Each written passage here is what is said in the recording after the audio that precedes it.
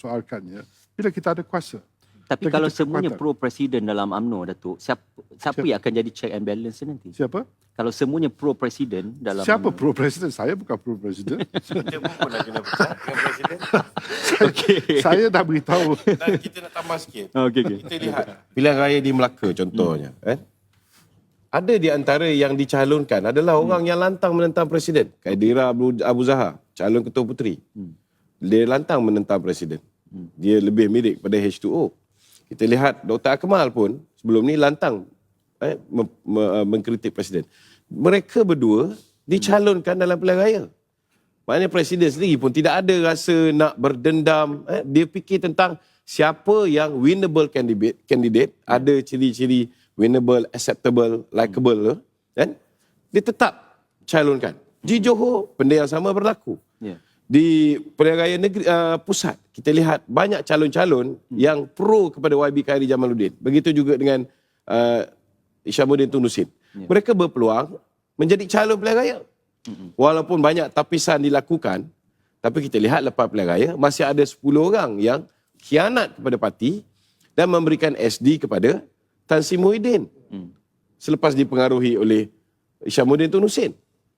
So, kalau kita lihatlah, tak benar bahawa Datuk Seri Zahid ini mengamalkan kuku besi ataupun pemerintahan secara diktator. Yeah. Bagi saya, kalau saya lah, saya akan bertindak lebih tegas. Yeah. Bila mana kita minta supaya ditarik sokongan, MP-MP kita tarik sokongan terhadap Tan Sri Muhyiddin. Sepatutnya pada ketika itu, 35 orang ahli parlimen kita tarik. Tetapi malangnya, pada ketika itu, hanya beberapa je yang bersetuju untuk tarik. Cuma Tapi tidak ada sebarang tindakan. Datuk, isunya Ya. bukan mungkin pemerintahan kuku besi, autokrasi pemerintah oleh Datuk Seri Zahid ataupun tidak, tetapi mengapa perjawatan presiden itu masih diselamatkan untuk Datuk Seri Zahid? Ini okey.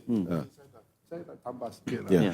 Kita rasa saya perlu perkara yang tak bertanding 1 dan 2 ni selalunya memanglah luar biasa.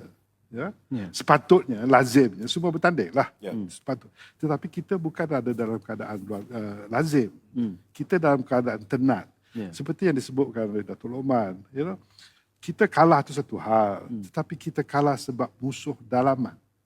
Okey. Itu hakikat dia. You know, saya walaupun ahli biasa, saya rasa benda ni. Saya melihat tindakan-tindakan pemimpin-pemimpin yang terang-terang menyerang presiden, yang menyerang keputusan majlis tertinggi. Perjanjian sulit diadakan antara mereka. Itu pun sudah cukup untuk dipecat, tapi tak pecat pun. Ya, Dia masih dibenarkan bertanding. masih dibenarkan bertanding. Jadi saya rasa saya Abidin ni pada saya terlalu lembut. Pada saya lah. Kalau saya pecat. Seperti juga tadi. Orang yang menyeleweng, yang mengkhianati kita tak boleh diampun. Nasib baik Datuk tak jadi presiden. Nasib baik. Saya nampak sikit. Mungkin ramai tak perasan. Antara benda yang saya rasa logik untuk 140 orang ketua bahagian ni, risau kalau pertandingan diteruskan. Ya. Ialah politik wang dalam parti. Kita dah Alhamdulillah, UMNO ni, semenjak kita kalah ni, kita duit pun dah tak ada apa semua. Kita dapat bersihkan image tu sedikit demi sedikit untuk bersihkan parti kita daripada image politik wang.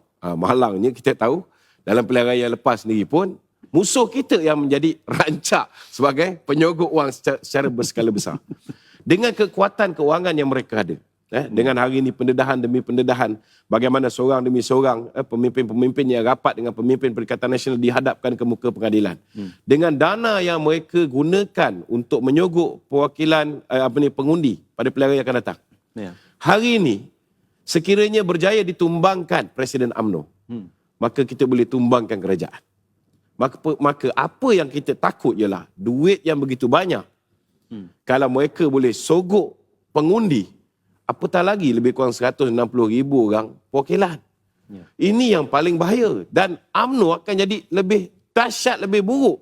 Dan akan menjadi lebih hina di pandangan mata masyarakat.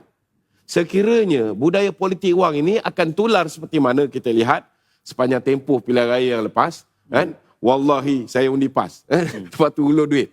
Kemudian mengedarkan duit di pejabat adun. Sampai viral. Secara terang-terangan. Ya.